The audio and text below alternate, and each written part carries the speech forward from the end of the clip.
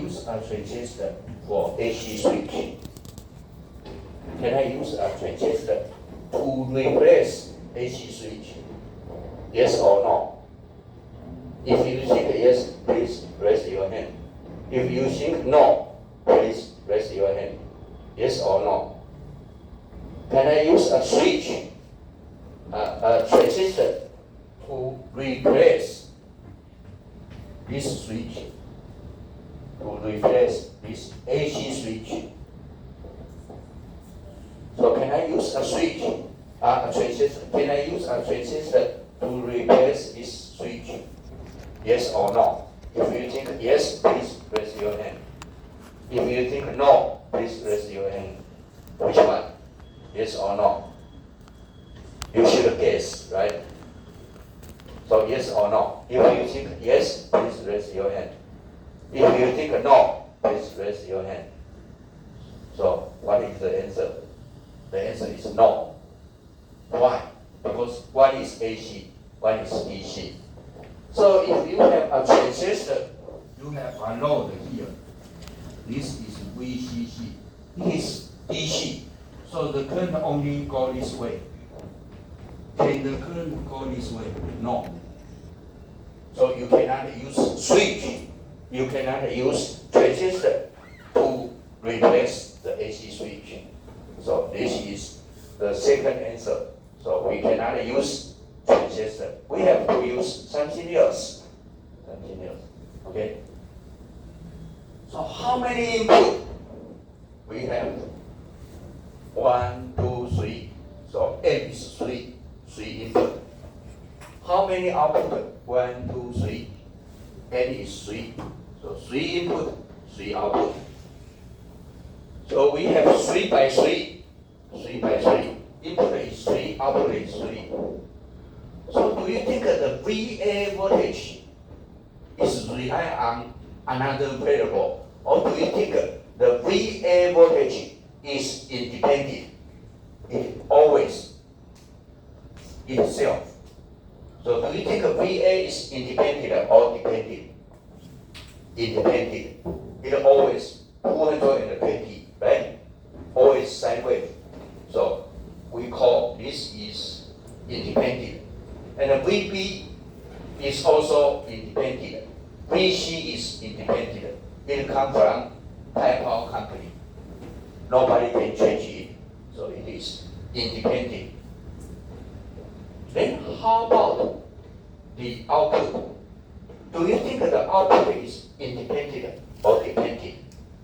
So you can see if the switch on, then the output is equal to VA. If this turn off, I turn on this one, the output is equal to VB, right? If I turn off this one, I turn on this one, then output is VC. So output is related to input voltage and switching state. Two things. Input switch and the switch, right? So output is depends on the switch. Input is independent. Nobody can change it. So you can see the input is independent, but the output is dependent. So, okay. So you can see the input, I can say here, the input voltage is independent. So input voltage is independent. How about the output current? Output current is here. We have motor. Motor have current here. Do you think that the motor current is independent or dependent? So we say this is voltage source. We call this is voltage source. So in general we say this is voltage source. But why do you say it is current source? Why do you say it is voltage source? It is not a current source. Because the voltage is 220 volt. Do you know what is the current? Do you know what is the value of IA? 1 ampere or 2 ampere? You don't know, right? You only know 220 volt. So if you have this battery, you only know it is 6 volt. Do you know the current? You don't know. So we can say this voltage source is 220 volt, but its current we don't know. So we can say the input voltage is independent. The input voltage is independent. How about the output current? This is motor. So if you put a motor here, you can see this is 3 ampere. So 3 ampere is independent. So the input voltage and the output current are independent. So you say the output is a voltage sink or current sink. Do you think that the output is current or voltage? If you see the output voltage, it is switching.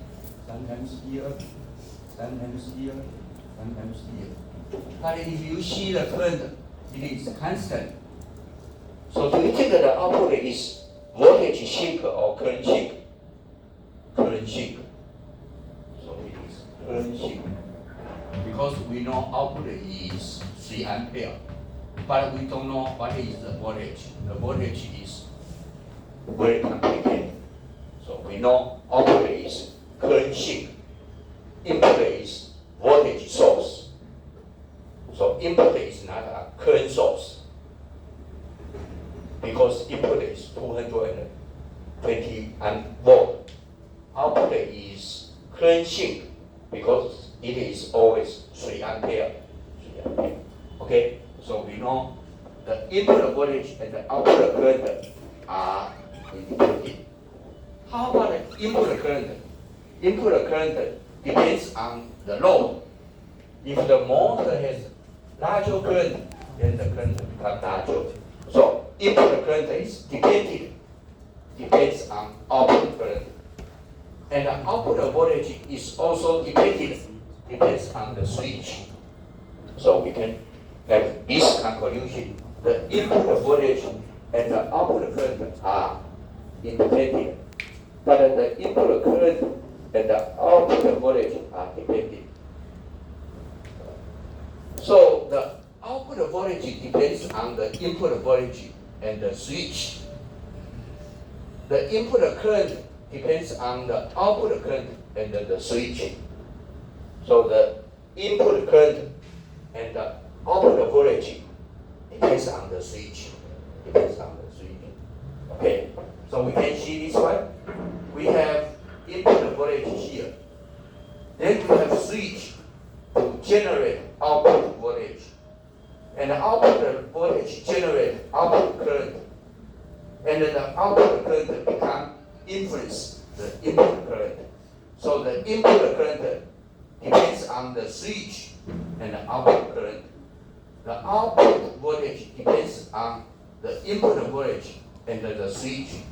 So we can get this kind of conclusion.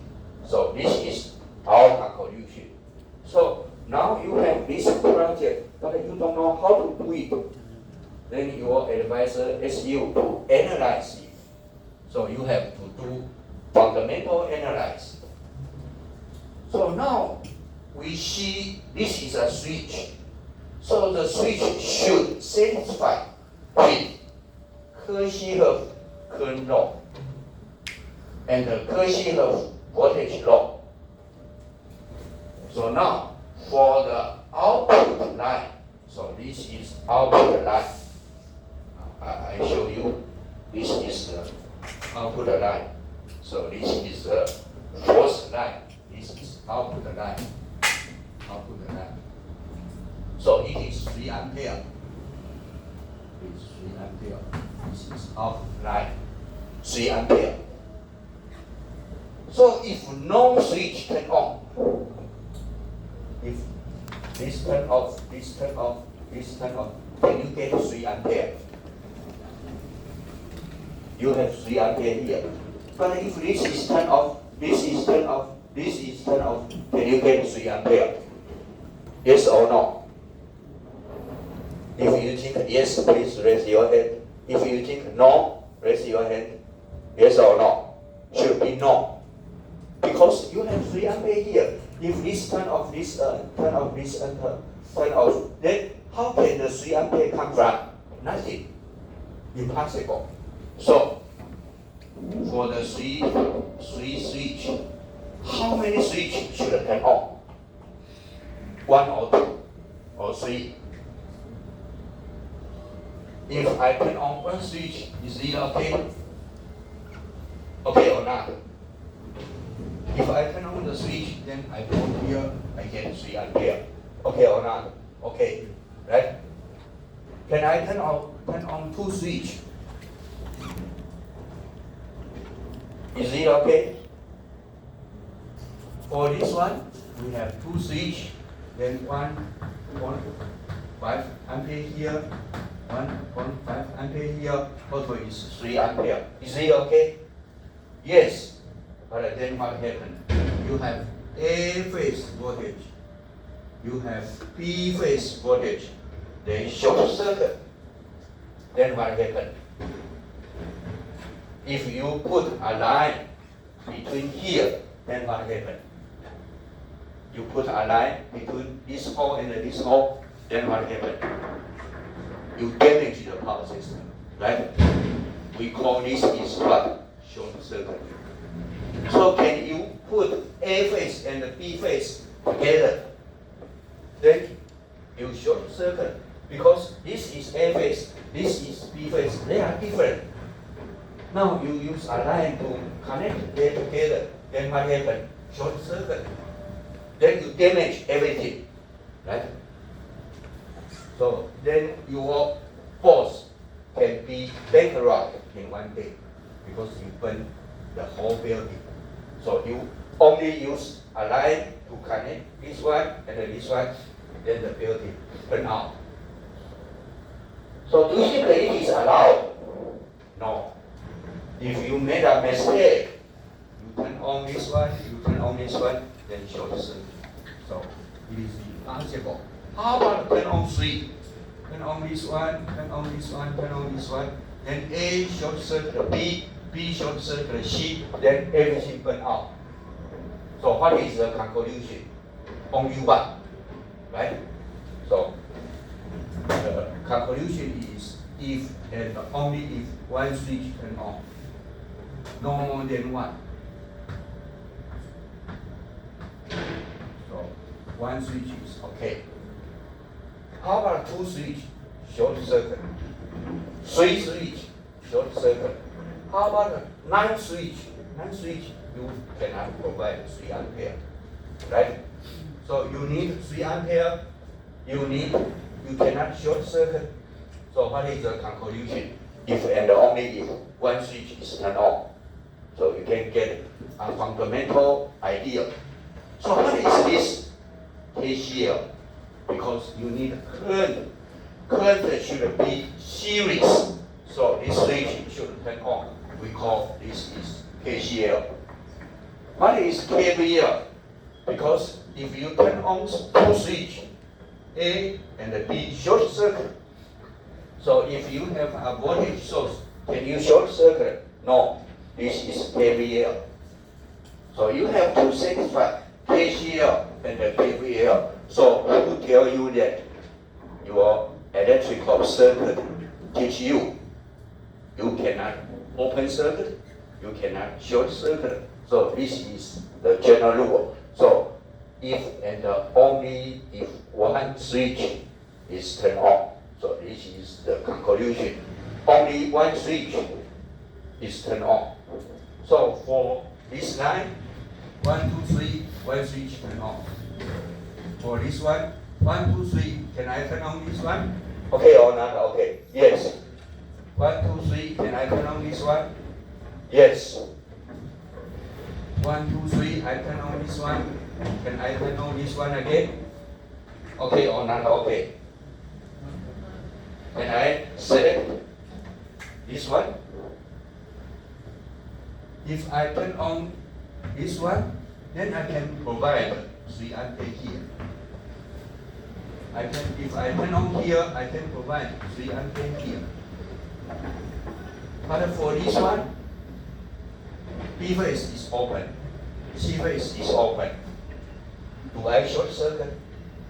No. So can I put 1, 2, 3 here? Yes or no? Because I can provide current here, right? But only this line turn on. This line is open. This line is open. So do I short circuit A and B? No. Do I short circuit A and C? No. Do I short circuit B and C? No. So it is fine. So I can choose 1, 2, 3. It is fine. But I cannot choose 1, 2, 3. It will short circuit. So you can get a very simple idea. So if I study this circuit, I should study before I do the experimental results. Otherwise, I will burn everything. So we have a conclusion. If and only if one switch on the output line can be turned on at any time. So we have a very simple conclusion. So what is the power factor? What is the power factor? Anybody know power factor? Power factor, you have a voltage, you have a current, so you have a delay. So we call power factor is cosine phi. So it is cosine phi. Phi is the phase shift between voltage and the current, right? We call this is power factor. So power factor is here. So you have a motor. The motor has voltage. The motor has current. The motor has 30-degree phase shift. So you can say the motor has a power factor of 0.866. So now the power factor at the motor is 0.866. This is the power factor of the load. Power factor of the load. How about here? What is the power factor here? It is related to the motor and also the switch. So my question is, can I change the switch to improve the power factor? So I need a power factor, unity power factor here. This is voltage, this is current. So can I use some philosophy to change the switch to get unity power factor? 1.0 power factor. But here is 0.866. It is not good. But can I get a unity power factor at the source? Yes or no? Yes.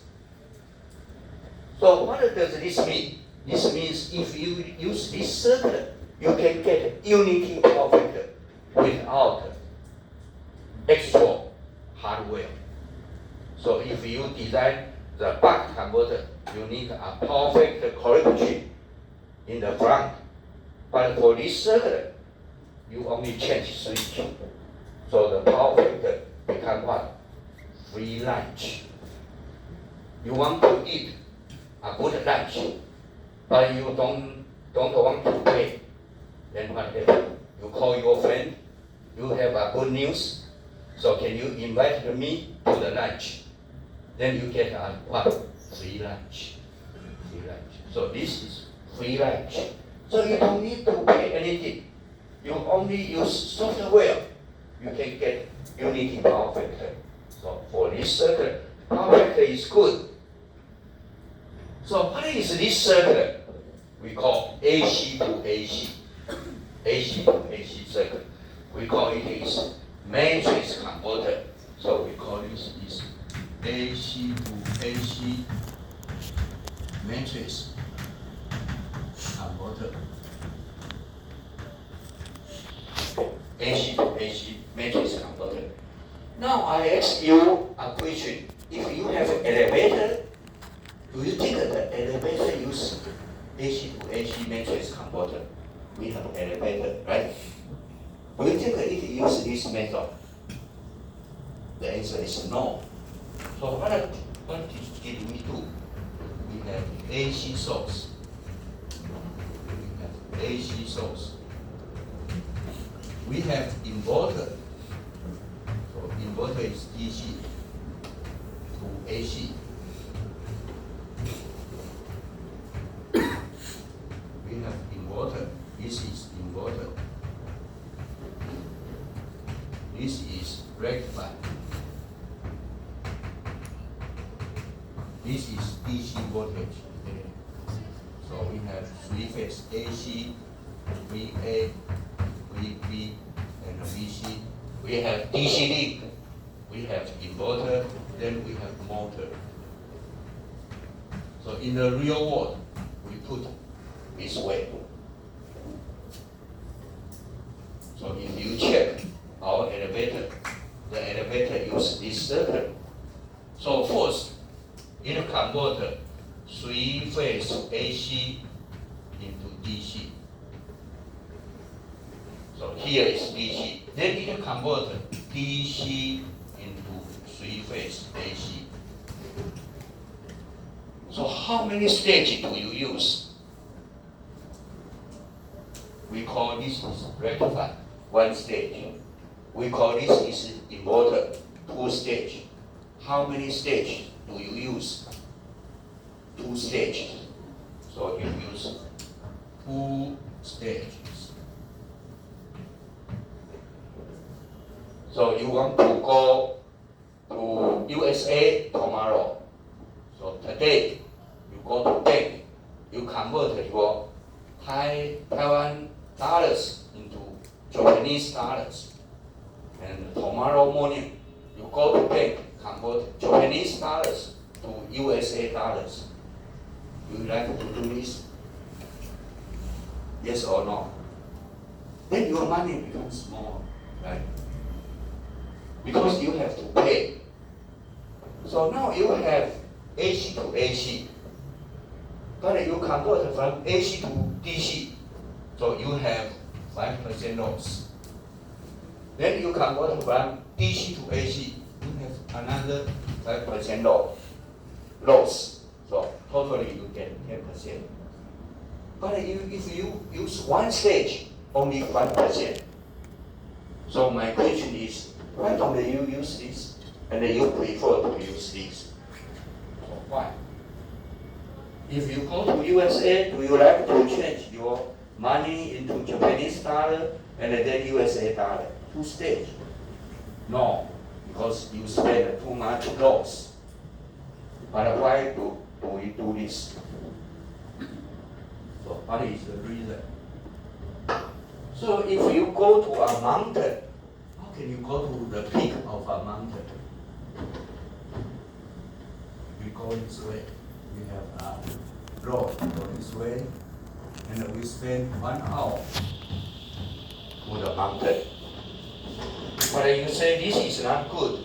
We should come here and climb this mountain to the peak. Which way is better?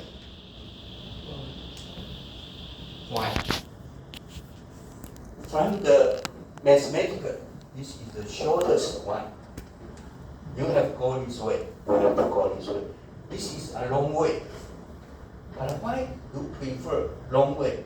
Not pick up the shortest path. So this is the shortest path. This is the long path. We have two stages. We spend many devices. And we use this. Why? Why? Because this is very hard to do the switch. This is easy to do the switch. So our knowledge is only here. If we have DC, we can convert to AC. If we have AC, rectify is easy. We can get DC. So our knowledge is very good for this kind of topology. But our knowledge is not good for this topology. And our technology is easy to handle this because this one we can use transistor. is one direction, right? But this one, we cannot use transistor. We have to design AC switch. So this is the reason we do not use matrix converter. So now I ask you another question. If you come from the topology point of view, do you think this is better or this is better? Which one is better? One stage or two stage? One stage. This is theoretical, right? If from theoretical, if you want to go to the peak, the best way is to come here. But in practical, you prefer to come here. So in practical, we prefer to come here. So we will discuss about the details. Although theoretical, this is better, but practical, this is better. So this is one issue we should discuss later. So we can see this is matrix converter. So we can calculate the switch, the voltage stress, and the current rating of the switch. Because if this is 3 ampere, then the switch is 3 ampere. If this is 220 volt, when it opens, the voltage is 220 volt. So we can calculate the voltage stress and the current stress. How about the power flow? This is AC. So we have power. Do you think our power can come from input to output? Do you think the power can transfer from input to motor? Okay or not okay? Okay. This is source. This is load, right? So power can come from source to load. Do you think that the power can go this way? This is AC switch. This is AC switch.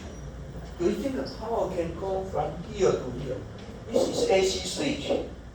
So there is no reason to block the power. Then the power can go from here to here. From here. If you have power, then power can come from AC to DC. And then DC to AC. Do you think that the power can return from AC to DC and then go this way to AC? No. So the power is only one direction here, but the power is two direction here. So this is better. If we want to take the power from load to input, we call this is regeneration. So we want to save power. Take the power into power source. Okay. So if you have garbage, but you can use the garbage to generate electricity, then we call it is recycle. Right? Recycle. So if you have energy, so when the elevator goes down, so we have too much energy here, then we can return the energy into voltage source. Then it is good. It is recycle. Recycle. So for this way, we cannot do recycle. For this way, we have bidirectional, complete, reversible. Power can come from source to load or load to source. So it is reversible. So it is the advantage for matrix converter. Okay? So now we have switch to generate the output from 60 Hertz to 30 Hertz. So we need sinusoidal output, right? Sinusoidal output. Do you think we really get sinusoidal output? Here. We have DC, we need AC. What is our AC? This one. But how about the real AC? The AC should be this one, right? Do you think this one equal to this one? No. Because this is what we want. this is what we get, right? So this one includes fundamental AC and also harmonics, a lot of harmonics. So if you go to the master program or PhD program, what do you need? Only diploma here. But what did you get? A lot of stress. You have to take exam, you have to turn in assignment, you have to go to class, you have to work at a lab. So you don't want this. So what do you want and what do you get are different, right? Different. So here you can see we only need sensory, but we get this waveform, including a lot of harmonics. So if you design this kind of circuit, do you need harmonics become larger and larger or become small and smaller? You have to get small and small harmonics. So if you want to get one circuit, you have manufacturer company. The manufacturer company do a lot of process.